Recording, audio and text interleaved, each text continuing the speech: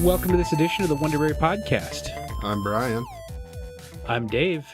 You can find us online at wonderbury.com. And I'm D. Wonderly on Twitter. Or I'm Brian Keysbury, anywhere the internet can be found. You can leave us questions on our Facebook page. Check for the link in the description. Ooh. And now fully broadcasting on YouTube and Stitcher. And Stitcher. Stitcher, we're all over the place now. All over. I keep finding more too, and I think I'm just going to keep adding to them as I go through them. So does Stitcher have actual analytics, unlike the iTunes and the Google? Apparently some. I don't know. So, no. I didn't look. I was just like, oh, another place I can put my face? Yeah. That's what I want. How's your week been? Oh, not too bad. Uneventful again, but that's all good. Uneventful is not always a bad thing. Yeah. It can be. But not always. So I ended up settling for a video editor. Yeah. The DaVinci Resolve. Nice. Holy cow. So it is completely a professional grade editor that is completely free. Like there's a lot of differences between the paid and the free version, but they all mostly have to do with collaborative stuff as well as some 3D stuff that's not included in the free version. But the free version, from what I can tell, almost matches Premiere point by point. Yeah. It looked like it was pretty full featured, but I never got into it super well. The crazy thing with it too that I found out is that not only will it do the full 1080 and all that, is it will also export out to Premiere XML. So I can build an entire project, and if someone has a Premiere or even Final Cut, I can save it natively for them to be able to open and continue working on. Nice. So from a collaborative standpoint, that way it's amazing. Yeah. That's pretty awesome. Yeah. So with the license for the collaborative, does it cover two computers, or would you need two licenses to actually collaborate? I think you need two licenses. I think from the way I didn't look at the license because I didn't have $1,000 to spend on it. Oh man! But if you buy Blackmagic's cameras, they will they come with the license that way.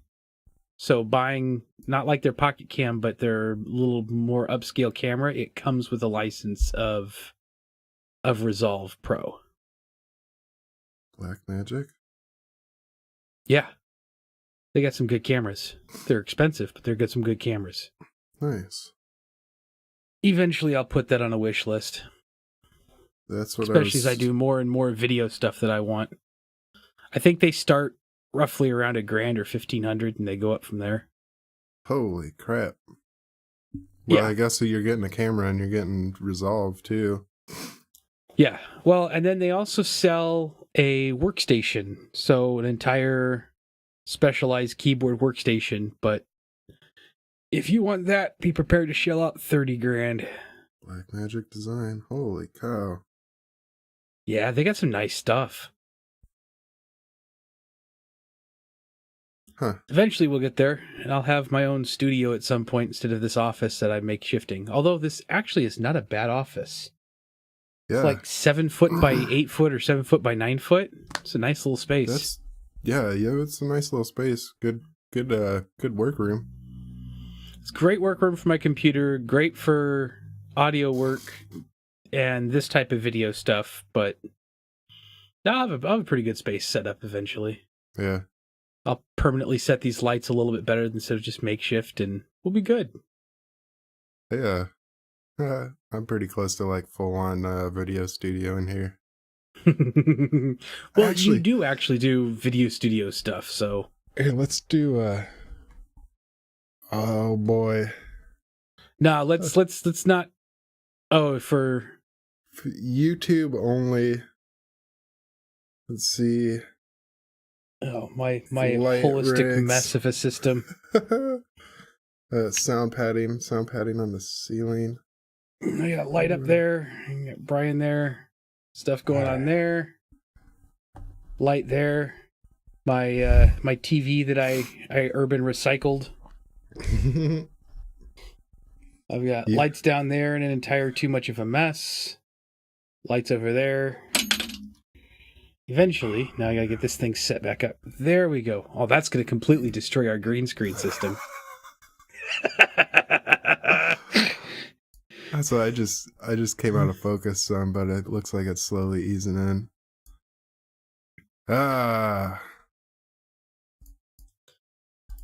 So yeah, I actually had a pretty busy weekend Ubering. Nice.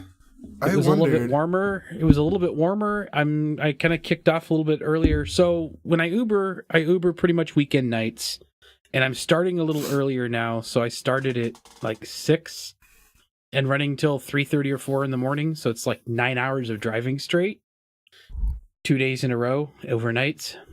Mm-hmm. But I think I ended up upping like quite a bit more, almost a third more money-wise than I have been. And I think and in some cases, double some of the weeks that it's been. So nice. Just starting a little earlier, and I think it's getting warmer, so more people are out wanting to do stuff. Yeah. And not to mention college is back, so it's easier for people to get out to party get kids. drunk, and then especially the party crowd and the college party crowd. Oh yeah. I mean, I always enjoyed going out more when it was nice out compared to going out. Yeah, low cut short dresses don't do so well at 0 degrees. Oh, you're telling me?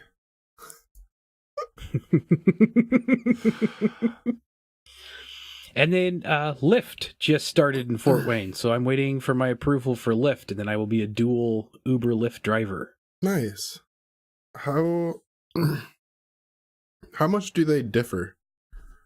Like I don't have Lyft, but I do have Uber.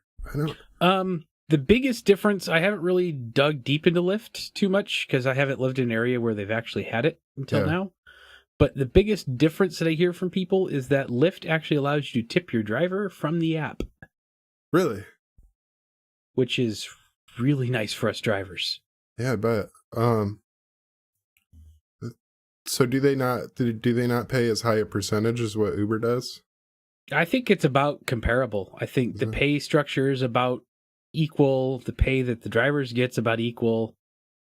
We get whatever you get charged, we make 75% of it. Yeah. Which that's pretty damn good. Yeah, it's not bad. They take a quarter commission, but yeah. You know. I mean, you consider like a regular workplace, like when I was a mechanic, we would charge a customer $80 an hour to do work. So like say you came in, you had a brake job and that was an hour long. That was $80 of labor, plus parts. And I got paid, $15 an hour. Yeah. For that same hour. So you figure that's almost the opposite. We definitely get we definitely get quite a bit more that way. It evens out to right around $10 an hour, but then we got to pay for gas on top of it and taxes on top of that. So you win some, you lose some with that, I guess. Yeah. So do you feel like you do better during like surge pricing then? Fort Wayne actually only surges on Saturday nights at 3 a.m. And yes, I do a lot better with that. But it's just Friday nights aren't busy enough just to set up for surge pricing. Yeah. And Saturday nights at 3 a.m., that's when the bars let out. And then it's usually about a 3-time surge. So does Uber like preset the days and times when surge pricing will happen, or? No, surge pricing typically when there's more demand than there's a higher demand for drivers in a certain Hmm. area, it'll surge price that. So it's all algorithm based. Yeah. So surges can That's happen technically anytime, anywhere. It's just that's when I usually, about 2:45, I make sure I'm hanging around downtown 2:45, oh 3 o'clock, and catch the outgoing surge that way. cool. I kind of So wondered it's not that. it. Yeah, it's not too bad. I um, don't know how Lyft does it yet. Like I said, I haven't really lived in an area with Lyft, and I'm not quite driving for them yet. So yeah.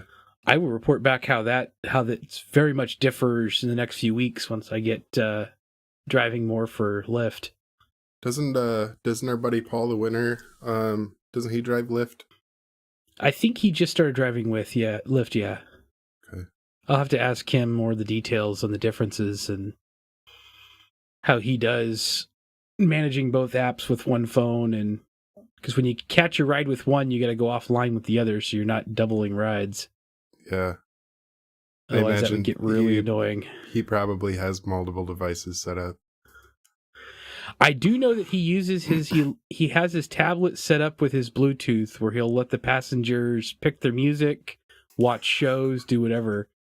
And I think I'm actually going to start doing that because that's a brilliant idea. It's like Oh, they get man. in and he hands them a tablet and it's like, here, pick your poison of what you want to do and we'll watch or listen to. He doesn't So just he doesn't have that just mounted like on the back of his center console. not yet, I guess. Huh. Whatever. No, he had a hitch installed so he could put bikes on a bike rack on his hitch. Yeah. Is there I haven't poked around enough, but is there like different options you can search for?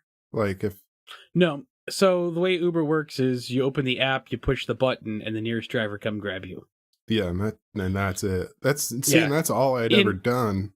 In bigger cities, there's different options for like upscaled cars. If you want to do more luxury, Yeah. there's that. But Fort Wayne, you get one option. Yeah, we have the X and the XL, I think, and something else here.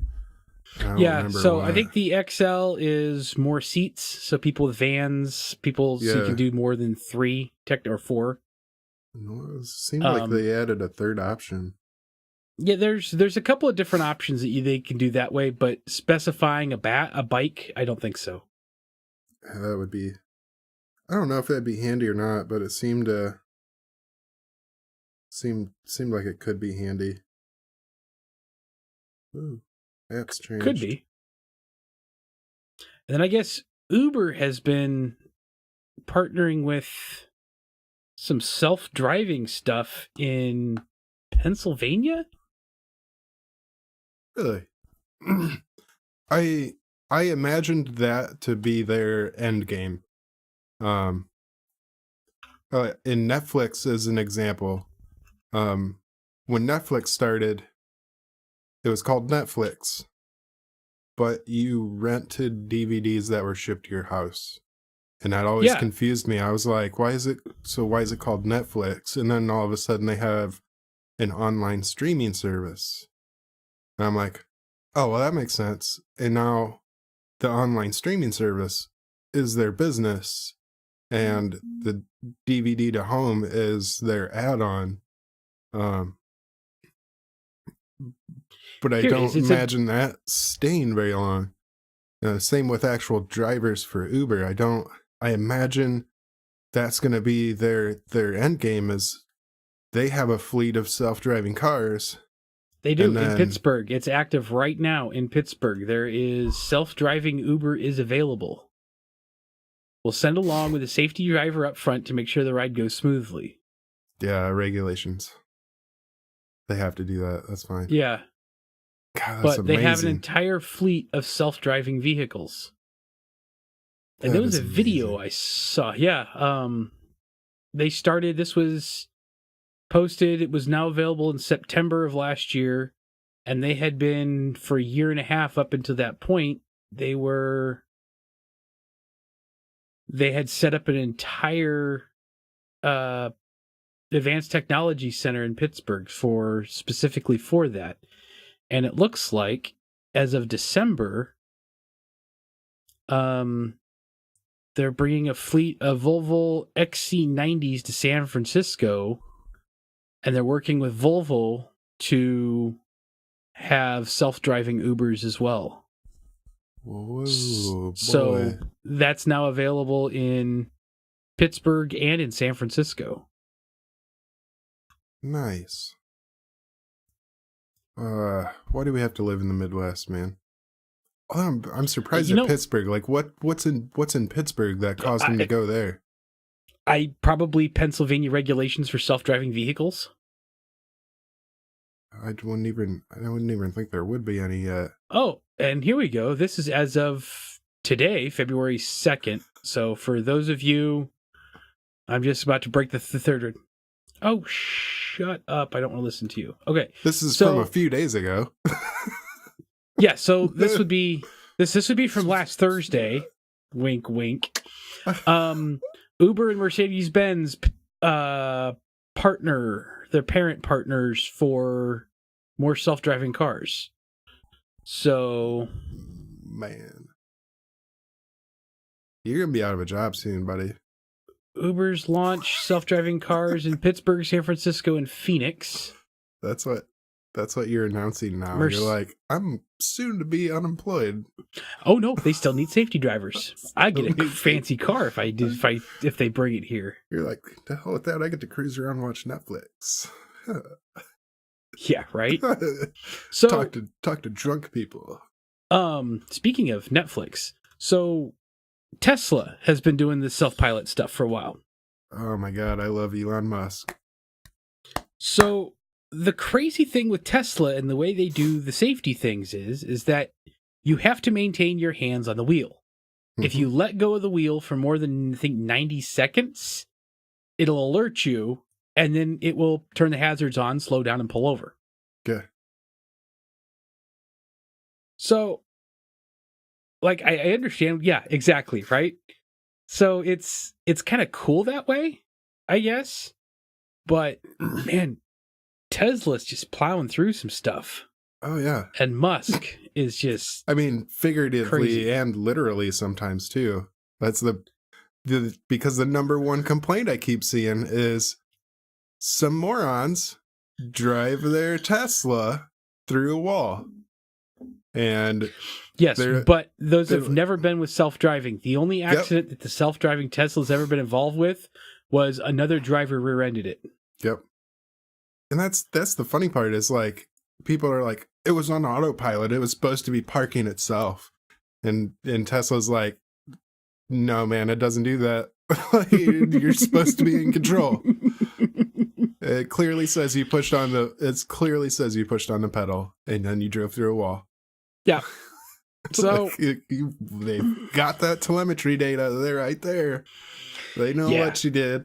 Yeah, it's coming, and lawmakers need to get on board and realize that this is a thing that's happening, and either embrace it or at least, I don't know. They need to get on board and let technology go where technology goes. Although there is an interesting conundrum that's been facing the programmers. And it's an age-long ethics problem. If one's got to go, who goes? Yep. Do you protect the driver or do you protect people on the road? Yeah. I mean, I don't even know how to start finding an answer to that. And then if the answer, which a lot of people say, obviously the driver, that's fine. But if it's the other people, like, or if it's a numbers thing. So, say you round a corner at speed and there's a stopped bus full of children. Do you plow into the bus full of children or do you swerve, but the only way to swerve is to go off a cliff? Well, in my mind, I would take myself and swerve off the cliff. But do you really want to be riding in a car that's autopiloted, that's programmed to kill you?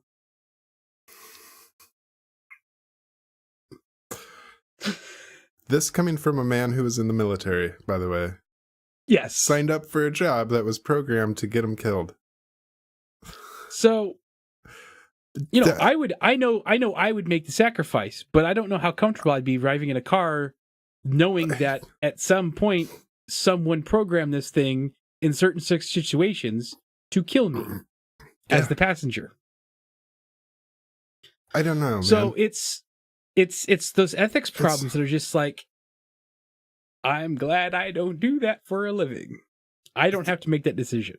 And sometimes I wonder if there's going to be other options too. Like there's, and there's situations like that where I'm like, well, if if that bus has the telemetry data and the car has the data and they're talking, it's avoidable. That situation's avoidable and you don't have to be in that situation. But there is going to be other situations where that's going to be a thing. Yeah, what if it's not a bus? What if it's just kids playing in the road? Yeah. It's and eventually we'll get to the point where it's going to be non-issues at some point, but as of right now, these are real life issues. In the infancy of a technology this way, ground has to be broken somewhere. Not everyone's going to have a self-driving car and, right off the bat. So it's not like we're all turning in our vehicles and y'all getting new ones. And it's not like you can buy a kit just to install self-driving on your existing vehicle. Yeah. So this is going to have to be almost a generational phase-through process. Yeah, and it's gonna take a while, and there's gonna be hardcore people that are gonna fight it, like, people that just don't. There's people that just don't trust technology at all enough that they would even want to buy such a car, and then I imagine they would be the ones to try and regulate it too. Well, you can drive your self-driving car on a road, but you're gonna have to start building your own roads that aren't the ones I drive on. Yeah, and there's always going to be people. I mean, there's still people out there that don't trust the internet because they think that someone's going to break into their house through the internet. Yeah, and that's been around for decades. Yep. At least in homes. I mean, we had the internet in home in the very early 90s. So it's not exactly a new technology by any stretch of any imagination, but yeah. And I mean, if that's probably 5% of break-ins that are actually found through the internet, and probably not looking for the type of people that would be scared of the internet anyways. No, because those people tend to run in a circle you don't want to break into. Yeah. To put it nicely. So speaking of technologies and paving the way, there is a gimmicky technology. Well, I call it gimmicky, you call it cool. That is pretty much completely dead now for the home user. I wished it could have been cool. I saw a lot of potential, but it wasn't there. Which sucks. Sony had a good program. I have a Sony camera that shoots 3D.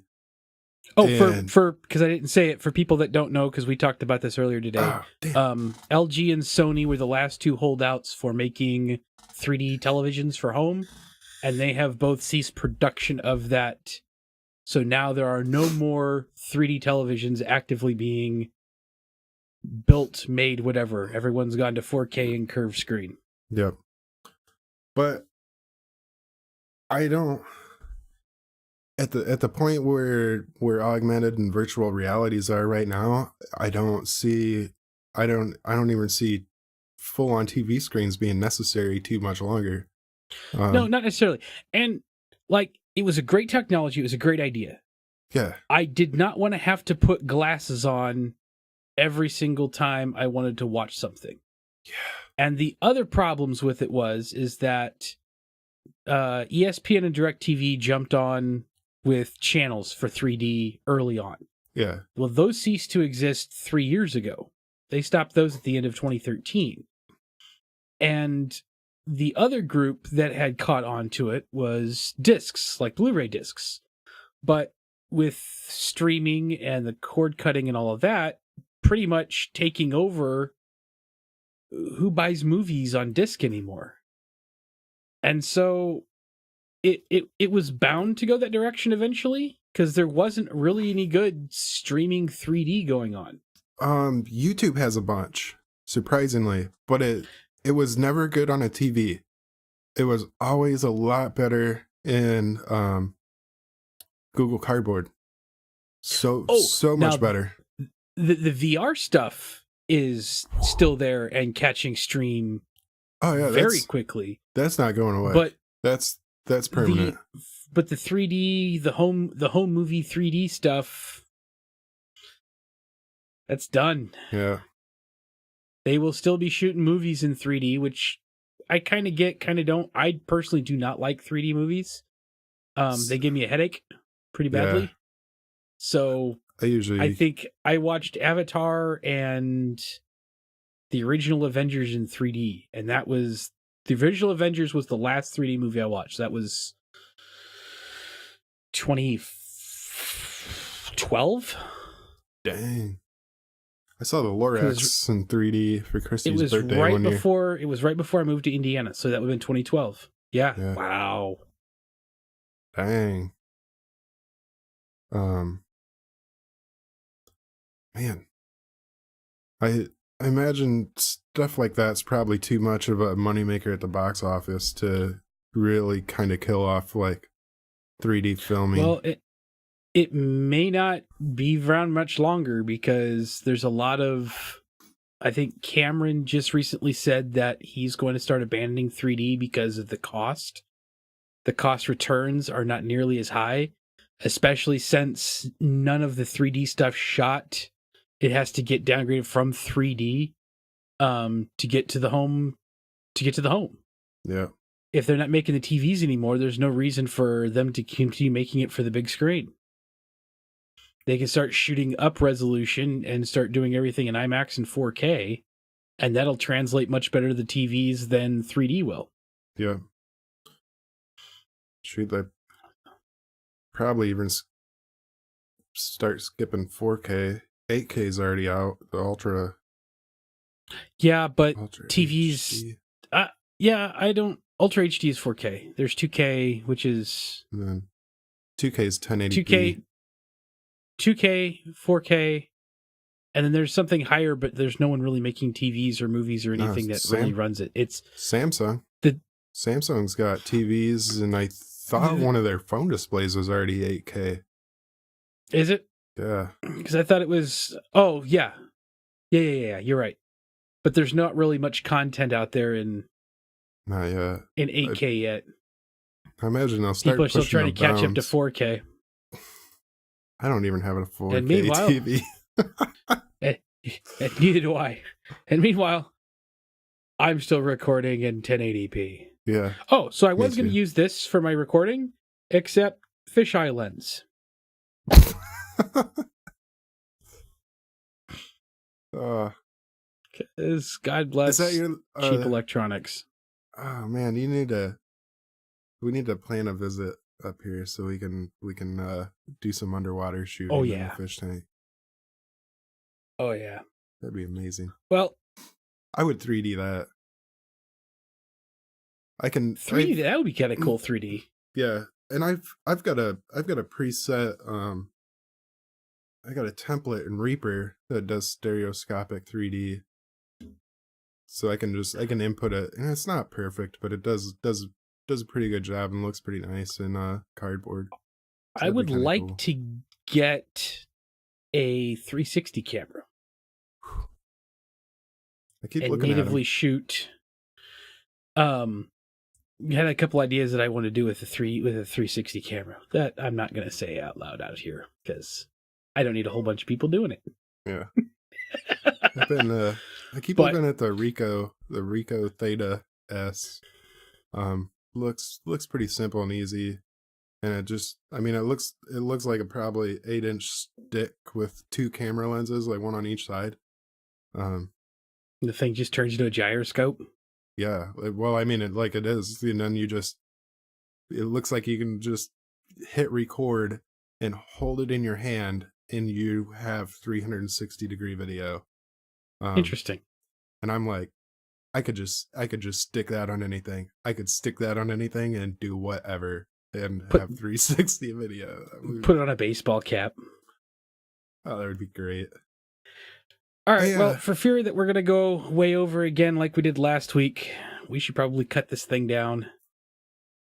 Yeah. Shut it down. So thank you guys for tuning in. Then we'll and stick around for Wednesday. There'll be a little after party where we'll kind of continue some of this information and discussion. And you guys have a wonderful week. We're gonna get our behind the scenes together. Oh yeah. Yeah, and if you have input on more stuff you want to see in the behind the scenes, hit us up on the Facebook, email. Have we put our email out there yet? Probably not. Hit us up on the Facebook. Yeah, hit us up on the Facebook. Well, we got the Wonderbury email. Leave a comment in the YouTube. Or video. On our actual website. You know what I'll do? Yeah, by the time this comes up, I'll have a little comment form.